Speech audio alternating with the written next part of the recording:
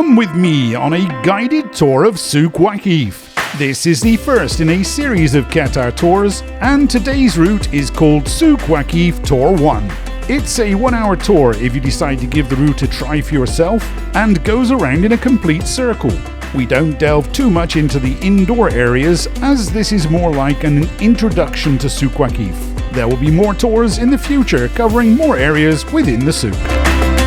Right then, let's get started at César's thumb. César Baldassini was a key figure in the French 1960s art movement.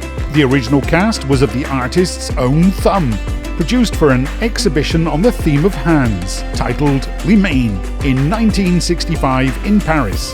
The artist then made a series of increasingly larger versions of the thumb, scaling up the smaller model using traditional techniques. And now this super large version finds itself in Souq Waqif. As well as being a truly magnificent piece of street art, the thumb makes an ideal meeting point, and for us today marks the start and the end point of our tour.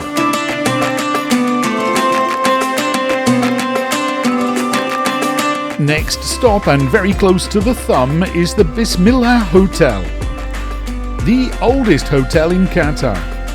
Built in the 1950s, this was once the go-to place for visiting traders. Just in case you need one, there is a pharmacy in the souk, and here it is. Next up is one of the favourite locations for tour guides in need of a cup of karak and a chapati. When our guests have free time to go and explore the souk on their own, tour guides usually end up having some light refreshment sat outside Naama Coffee.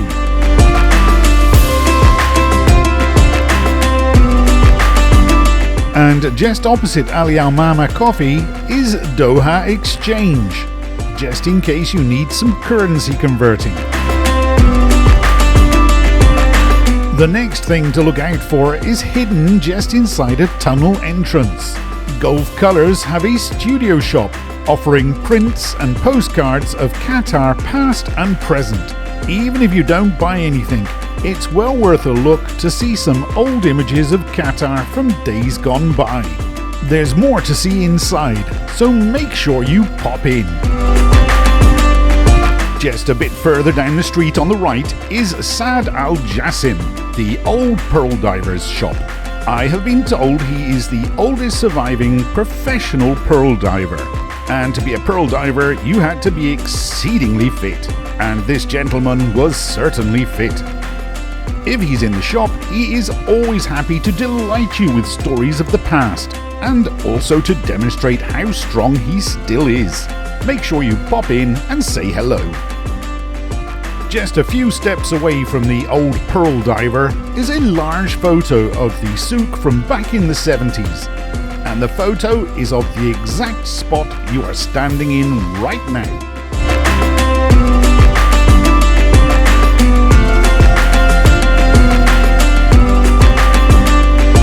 One of the most well-known landmarks in Qatar is the Fanar building. I call it the Curly Whirly building. Whilst being a functioning mosque, Fanar is better known for hosting religious, education-related and social activities. Also, non-Muslim visitors can attend Friday prayers here conducted in English. Now let's head into the Spice Souk for some amazing photo opportunities.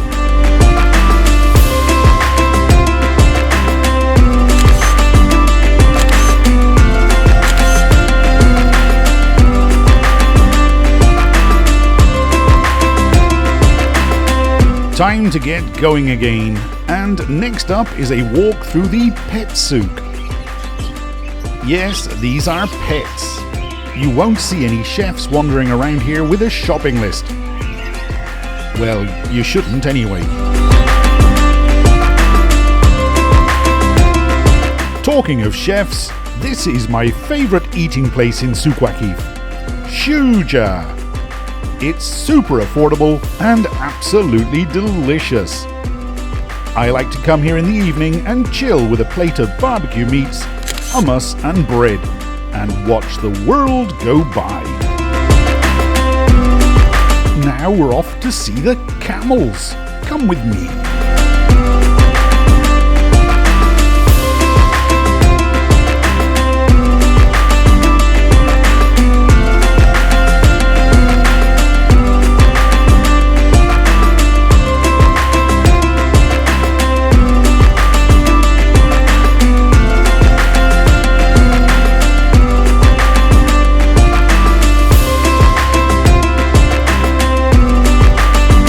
The one-humped dromedary makes up 94% of the world's camel population, and the two-humped Bactrian camel makes up 6%. The wild Bactrian camel is a separate species and is now critically endangered according to Wikipedia. These are the one-humped dromedary variety. When they are not lounging around in their luxurious pen, you might find them parading around the grounds of the Amiri Diwan, or appearing in official parades. These seem to be celebrity camels, making regular public appearances. Time to get moving again, and this time we're on our way to the stables to see the horses.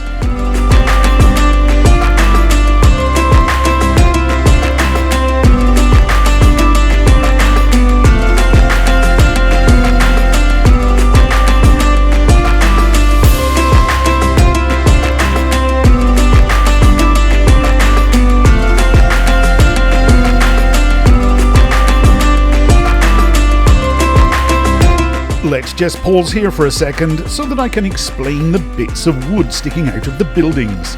I want you to imagine a time when wood was very scarce. In fact, wood for building had to be transported to Qatar from far away. Thus, wood was very expensive, so valuable that you would never cut it, because you may decide to move house and want to take it with you. And who knows, you might want to build a bigger house. Right, let's go around the corner to the stables.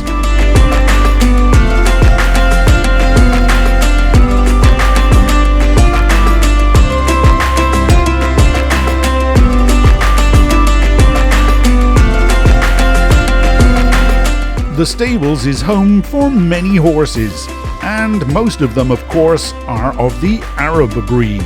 Small, fast, and very agile. These are the sports car of the equestrian world. And this is another great opportunity to get some more great photos. Make sure you walk to the end of the stables where you will find this magnificent garden.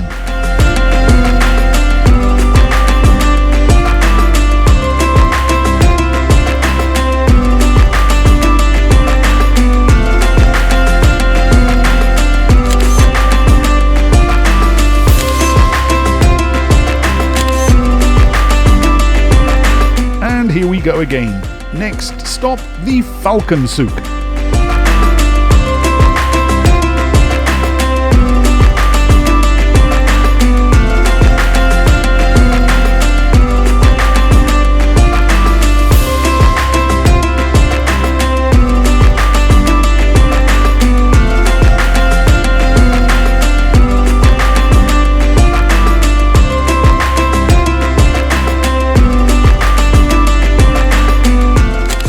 Falcon Souq is literally a square surrounded by businesses dedicated to falconry and hunting.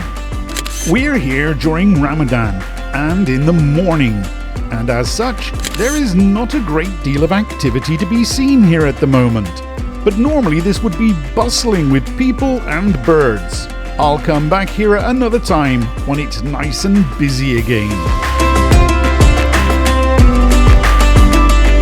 On the way out of the Falcon Souq, we pass the second largest Falcon Hospital in the world, dealing with around 200 birds a day for preventative care, documentation, injuries, or because they are simply unwell.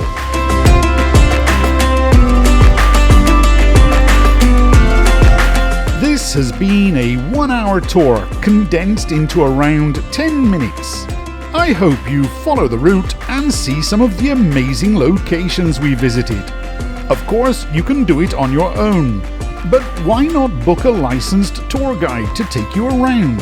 They will be able to give you so much more extra information and answer your questions along the way as well. Remember to always book a licensed tour guide, or you may be given an awful lot of inaccurate information. I hope you enjoyed Tour 1, an introduction to Souq Waqif. Watch out for more episodes coming soon.